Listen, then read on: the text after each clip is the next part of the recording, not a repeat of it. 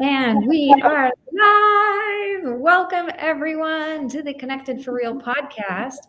I am Rebbetzin Bat-Chen Grossman, and today with me is Cheri Timko, who you just heard in the podcast 2 podcasts ago.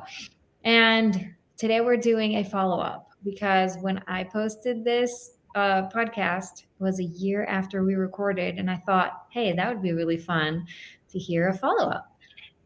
So introduce yourself first, and then we'll start talking about our topic for today.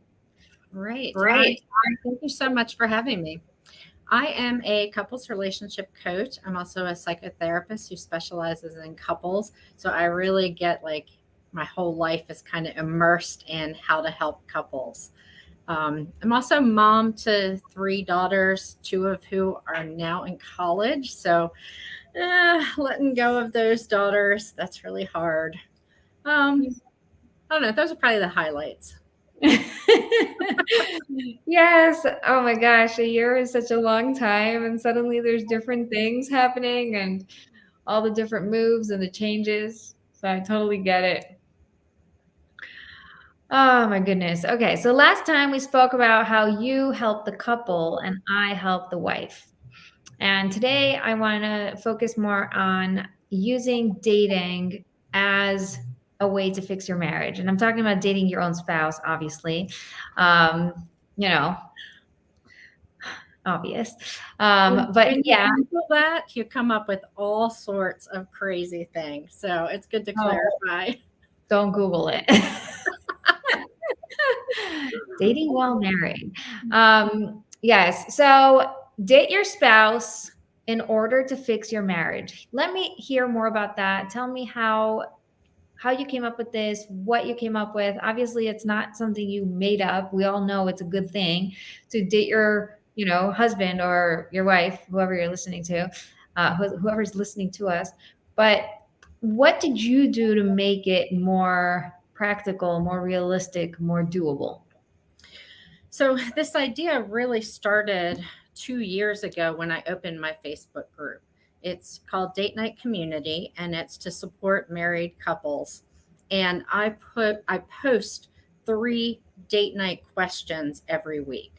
And I've been doing that for, I think, a year and a half, like very strong every week. You get your 3 questions, and it just encourages couples to go out and then talk to each other about stuff other than home, family, and work, because those are the 3 topics that everybody talks about.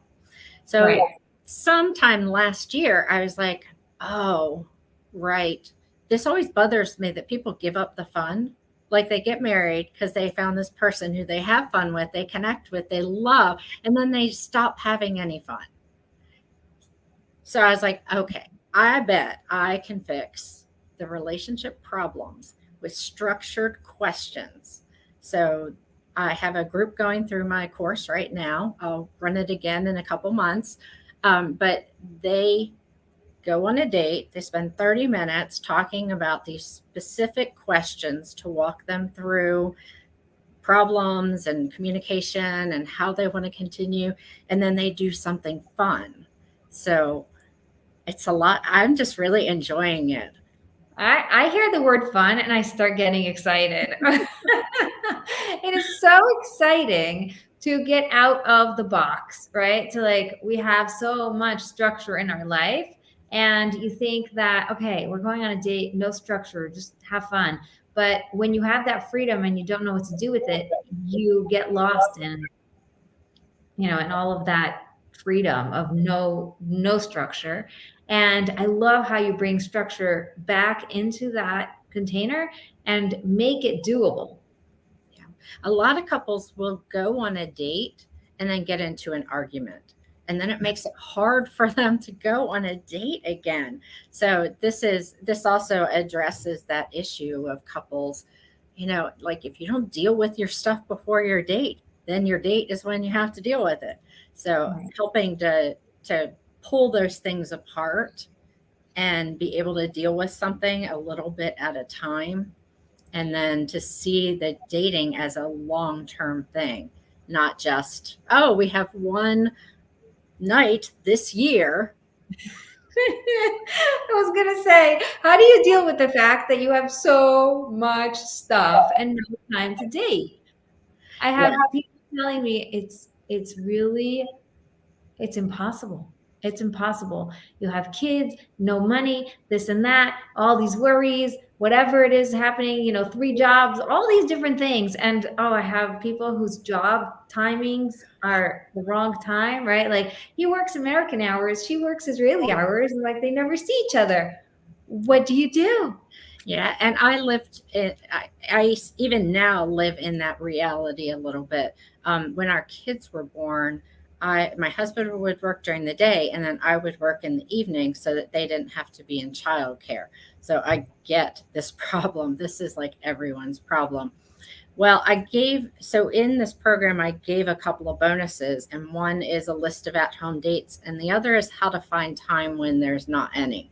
So one of the things that I suggest in that is like look for those pockets of time. And if you only have 10 minutes together, then spend 10 minutes together, because 10 minutes together a few times a week adds up, and you end up with much more connecting time than otherwise. The other thing is that most of the time, I had one of these kids that didn't. Most of the time, kids go to bed, and then there is a pocket of time before the parents go to bed. And most people are like, here's my list. And especially the moms are like running all over the place, like, got to get this done, got to get that. But if you set aside one of those nights and say, okay, this is our night to connect.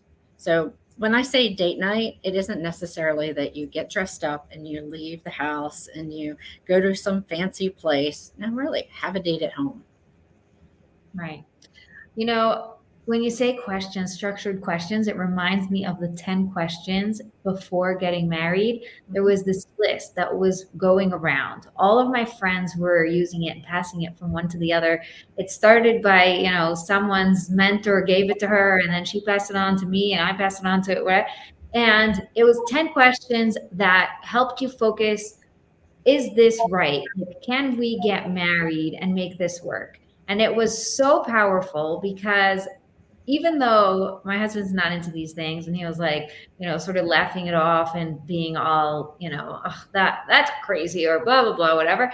It was still great to ask them because it helped me see how he deals with structured questions, right? And I also got really great answers, right? Like, how are we going to support ourselves, and where's your ideal, what things do you want to keep from your childhood, and what things do you want to change for our own children, right? Like, they were really great questions. And now you're talking, and suddenly it brought all those back to me, like, oh my gosh, they were so powerful. And I wish that I had questions like that for now, with the change in focus, right? It's like, we're not trying to figure out if we can live together anymore. Now we're trying to figure out how to live together, right? How do we make this work? So let's hear a couple of ideas of like what the questions are like, or what the goal is. I love those questions. I don't know if I've seen that one, but there is a study that was done years ago, maybe 10 or 15 years ago. And they had 2 strangers sit eye to eye and go through a series of questions. And by the end, they rated each other so much more highly. And I think a couple of those couples actually started dating, because it is so powerful to sit with someone, look eye to eye, and talk with them. So some examples of questions. I see 2 types of questions. One are the questions that are really just about, let me know you better. Let me know how you think about things. And so those are questions like, what would you do if you won $1 million? Or how did your parents deal with stress when you were little? Or what do you want to do with your retirement? Like those kind of questions that really are not what's happening right now, but help you get into how each other are thinking about things. The other type of questions are much more targeted to deal with a problem. So those are things like, how are we working through problems? And is it actually getting us to the end of a problem? Mm. What do you like about how we solve problems? And what do you wish we would just not do anymore? And so those type of questions lead you down this path to get to that understanding and solving problems. I like it. I like it a lot. And what comes up for me is the question, again, which we spoke about last time, couples versus taking responsibility just for your side when there isn't the other side to work with, right? A lot of women will say, it's all on me. I'm all alone in this. I'm doing all the work. I'm going to all the classes. I'm doing all the coaching. And he's not an active participant in trying to work, make this work. So, my approach is, okay, so let's make it work single-handedly. And it's possible and it's awesome because you get to create something from, from what is reality. You get to work with it. Just today, there was one of my discovery calls, and she said, when I told my husband I had an appointment with you, he looked you up and watched one of your videos and said, I like her. I think that's, it's a good move. And and it's not the first time. Guys love me. Why? Because I get them off the hook. I'm like, you go, do your thing, leave us alone, and we will fix everything, right? Like, it's not, don't stress. It frees them to then go and fix what they can fix within themselves and take responsibility with themselves, because they see that it's no longer a blame game. It's no longer defensive, trying to, attack each other and defend, ourselves and whatever. It creates a different dynamic. So that being said, what do you do when your husband isn't into these types of things, structured questions or date nights, and he's just like stressed and focused and, in his own world? I love sideways solutions. Working on yourself to improve your marriage. This is a sideways solution. You go in through the window, that door is closed. Most men are going to be more likely to say yes to, hey, let's go out on a date, than let's sit here and talk about our problems. Yes. I think most women also. Right. Most humans are not happy to sit and talk about their problems, especially if they don't know there's going to be a solution. Right. So if you can set this up as something that's fun, then you have more. So there's a few benefits to that. One is that when you have fun with your spouse, you put goodwill in a bank, and so it makes it easier to deal with the problems later. Right. It also, people work through problems better when they are relaxed. So if you go on a date and you guys are relaxed, then a topic might come up organically so that you can start to talk about it. But the other thing is that talk about things for short periods of time. It makes no sense to have a 2-hour marathon discussion about a problem. And then you've overloaded him, you've gotten off track, you've thrown everything on the table. Those conversations almost never solve anything. So have like a 10-minute conversation. And if you say to your spouse, I have this problem, can I have 10 minutes of your time?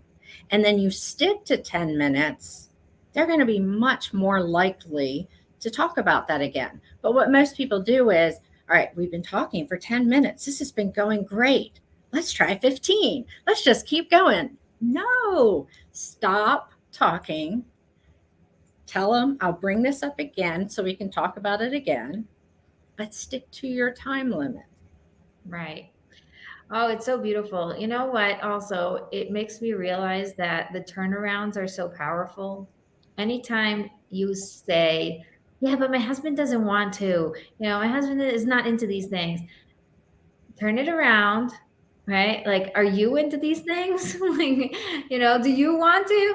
And sometimes when you look into why it is that you don't want to, you realize that you're the one that's not trusting the process. And if you just trust that he will play along and that it will be a good atmosphere and it will all work out, then you'll have the ability to bring it up and also close it up, right? Like, you'll trust yourself. So I think that would be my tip. I've noticed that people, when they work on their relationship, they say, we're going to try harder. Then they try harder to make the same old tools that didn't work before work now.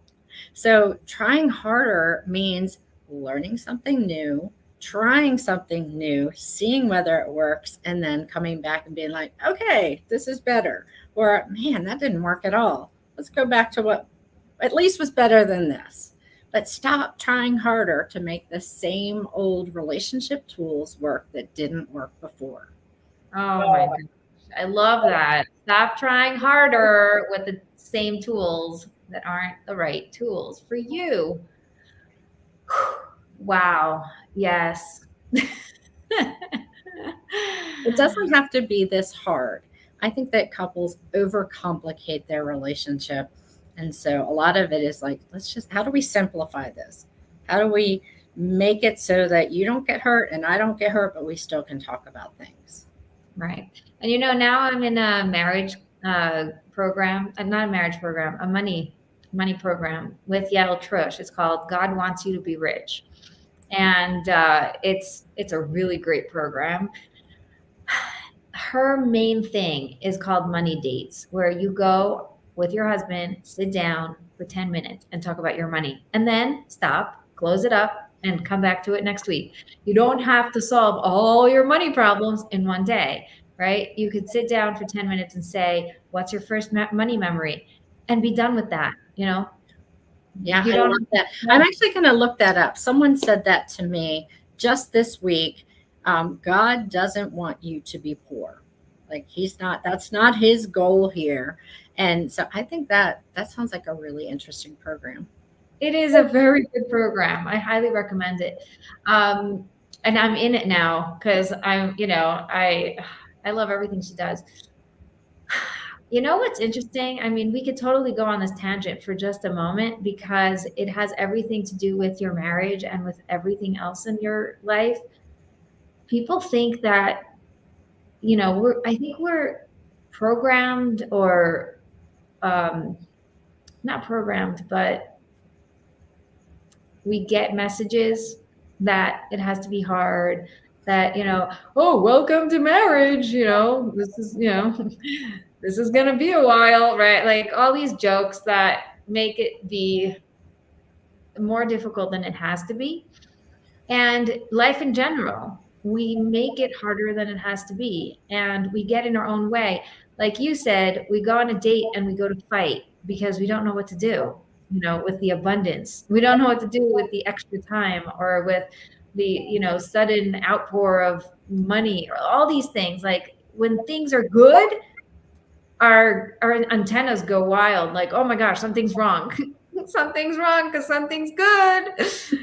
And a lot of that is just beliefs and things that you grew up with and how you've been, I can't come up with the word I'm looking for, but yeah.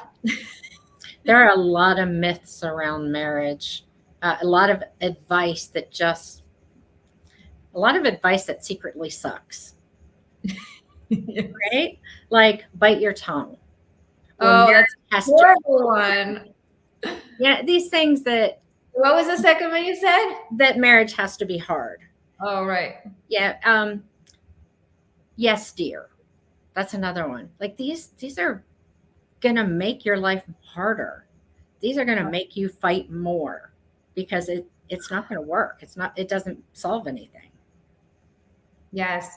And I just read someone said, don't go to bed angry, talk it out. And it's like, no, go to bed, sleep, eat, and then discuss, right? Like we don't have to do everything when we're hangry, like angry and hungry at the same time. Really bad idea. Tired, angry, or in pain. Those are bad combos to have a good combination, to have a good conversation. Yeah, this idea that you shouldn't go to bed angry is really that you need to be able to put down the conflict, recognize that your marriage is okay, that there's much more to it than just that conflict, and be able to look each other in the eye, give each other a kiss, and say, yeah, we're okay.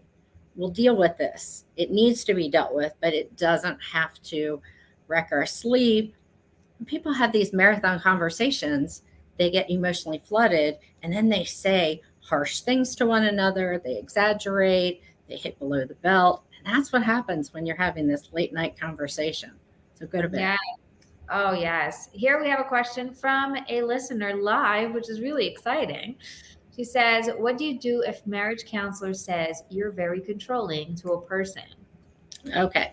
So I am a marriage counselor as well as a marriage coach. And there is a lot of bad counseling and bad coaching out there. And if your coach or your counselor is not on your side and your spouse's side at the same time, then you're probably not getting very good counseling. Now, they're probably doing the best that they can, and they're probably trying to bring something to your attention that they think is not working with your spouse. So they're probably saying, like, when you try to control things, it shuts down your spouse, or it makes them feel attacked, or they feel criticized. So if you can take the heart of that, which is that this is a dynamic between the two of you, and that your part is being perceived by your partner as more controlling than they're comfortable with, then you can start to adjust that controlling, and that then puts that pressure on them to make that change, to adjust with you. So that's probably my best real quick advice, but I wish that everyone were really well trained in this. Yes. So there's a follow-up, or says you need to take meds for anxiety. I'll tell you what, it really hurts my heart to hear that people who are in the helping profession, instead of help, they hurt. Um, so painful. All right. So if you need meds for anxiety, that is a discussion between either you and your psychiatrist or you and your primary care physician. Now, if your counselor is saying that, then what they are saying is, I'm seeing some signs that you are feeling really anxious in situations where maybe it's more than what the average person would feel. Okay, so go and have that discussion with someone who actually can help you figure out, is that useful or not? Right. Yeah, I feel like one of the biggest issues with being both husband and wife with a counselor, and from my eyes, which is why I don't go anywhere near that, is that you feel like you're both trying to get them on your side, right? Like, this is a real bad dynamic that, not most, because there's some really great counselors out there that save lives all the time, and I love them to pieces. But if you go to the wrong person, or to the person that isn't a right fit for you, what happens is, it's either you feel like they're on my side, we're going to get him, or you feel like he's on his side and he's attacking me, and now I have two against me. So what was the point of coming here, right? And like, this is what shuts one side down every time there's that dynamic. And I feel like it's really, really important to, make sure that you feel like you're all on the same side. If you don't feel that, then find someone who will make you feel that. This is actually a lose-lose proposition, because if the therapist is on your side today and they're attacking your partner, who in your heart you really love, then you know that next time they could be attacking you, and your partner could be sitting in that other space. So it's really not safe, even if they're on your side. There's a show that has a a really good example of this. Ozark, I don't know if any of you have seen that, but the therapist in there is secretly getting bribes from each of the partners. And so she is like going with the one who's paying her the most. Oh no. And it just is a disaster for the relationship because, of course, the therapist can't, it's really not the therapist's job to say, you were the problem or you were the problem. Their job is to say, this is Because the pattern. Right. Well, this is the pattern. This is what happens when the two of you come together around this issue. And that cycle or that pattern is not working well for the two of you. Right. And I want to emphasize that there is no one person's fault, because you're both really trying your best. You both want the best for the other person. And maybe you just don't have the right tools. Maybe you just didn't find the right rhythm. Maybe there's something that, each one of you has to experience within your journey. And blaming or shaming or any of that stuff is not going to get you there. Like, that's exactly the opposite of what would help. So really, really important. The follow-up question is, should that couple leave this one, I guess, this counselor? It depends on what your options are. If there's another good option, absolutely. Look for someone who is certified in a type of therapy. That means that they were trained in it and they had to go through a supervision process where they had to show that they actually knew how to use that. If you don't have that option, then you're really going with like what's going to be the best of not the ideal situation. Now, that being said, you also can read, there's some really good books that can help you, or you can do a class together, or you can commit to a prayer program. Like, there's all sorts of ways of fixing these problems. Yeah. So I would like to suggest, you said look for their training, and I want to suggest look for their results. If you're, talk to people who have had issues and how they, what helped them. How did you look at someone who used to be miserable and is suddenly happy? What happened? What did you do? Right?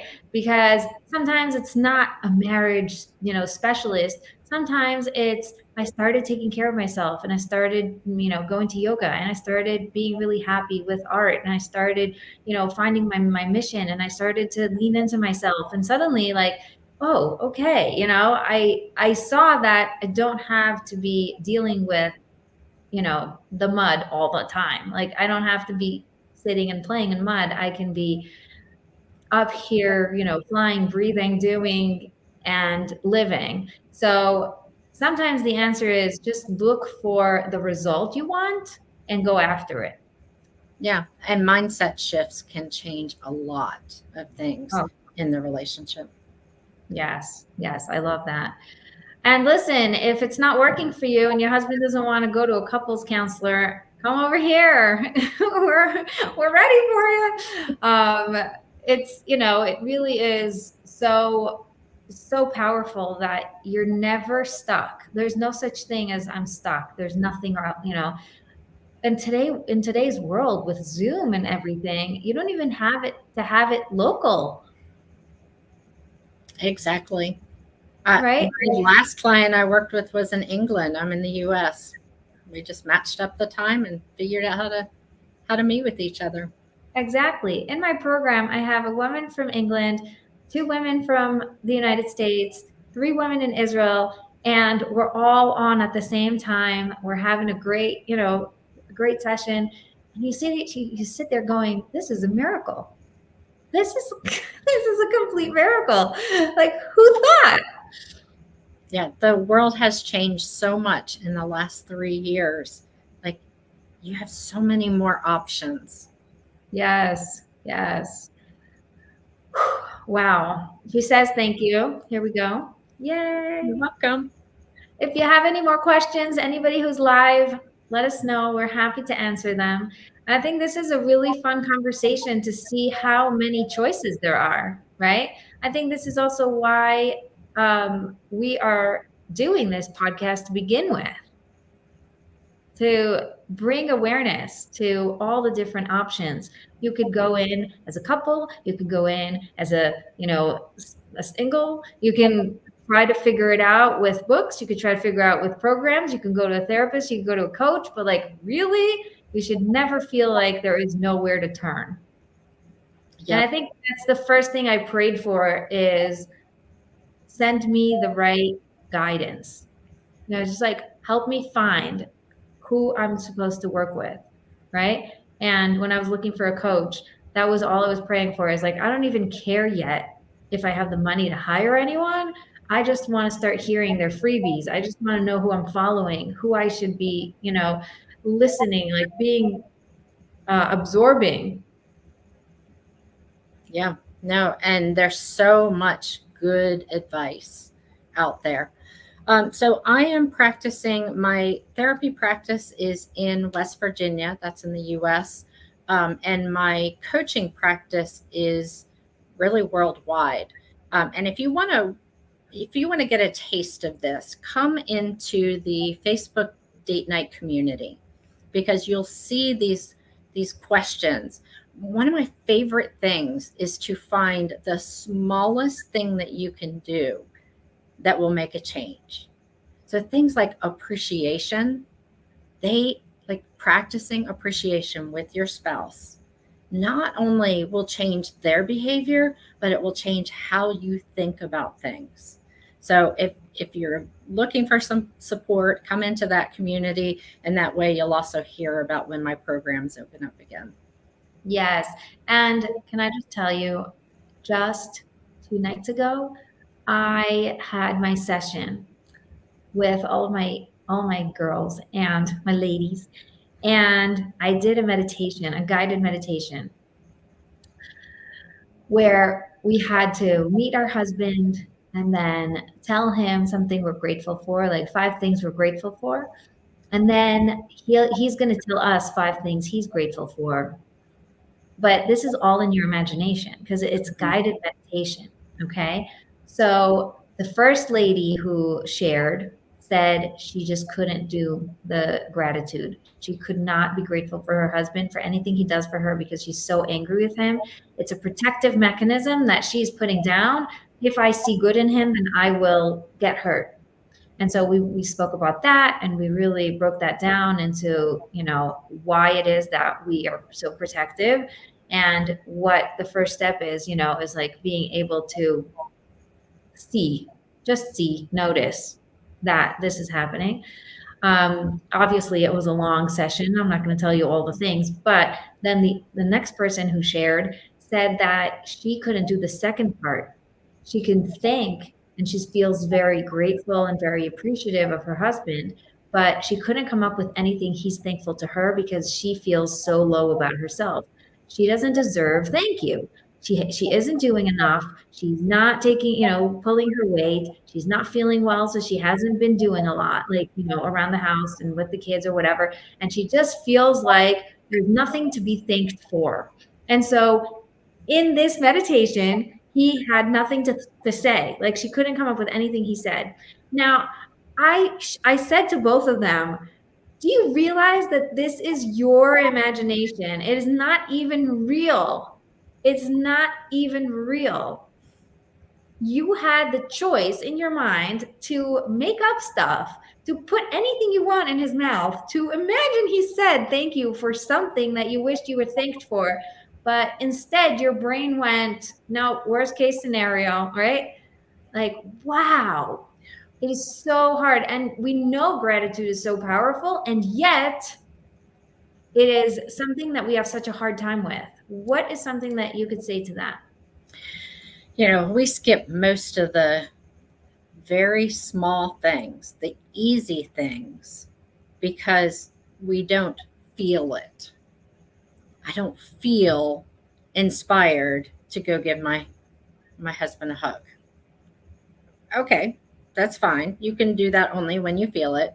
But if you make some of these things habits, so that you look for something to be grateful for every day, or you greet them at some point with a hug, and you just make that your practice, then that starts to elevate the whole relationship, and you don't have to put a lot into it. It won't fix everything right away, but it does shift things a lot. Yes.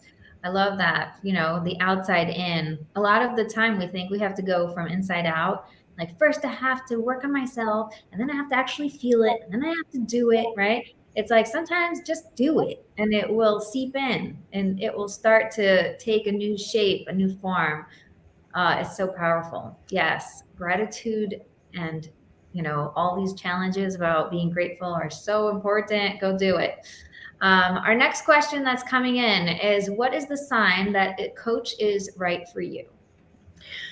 Well, if you're going to hire a coach, it's always helpful if you read their blogs and watch them go live and follow and absorb their freebie, because you're looking for a coach that's really speaking a language that you understand. And every coach has a slightly different way of describing how to communicate with your partner. You want the one that you hear and you're like, oh, I can do that. Right, right. I totally agree. I think the first step is going out there and finding all the coaches and the freebies and the things and just doing them. And the freebie that works is probably the coaching program that's going to work, because if something that was free is powerful enough to make a shift in your relationship, a shift in your day, a shift in the way that you're seeing yourself in your marriage and gives you hope, then it probably means that there's a roadmap behind that freebie that will get you to that destination. Very good advice. Yeah, and the style is definitely good. Okay, so we are done with our podcast. I want to welcome everyone to send in more questions. We're happy to answer anything that you have. Both Cheri and I are available for you. And as always, stay connected for real. Thank Thank you so you. much.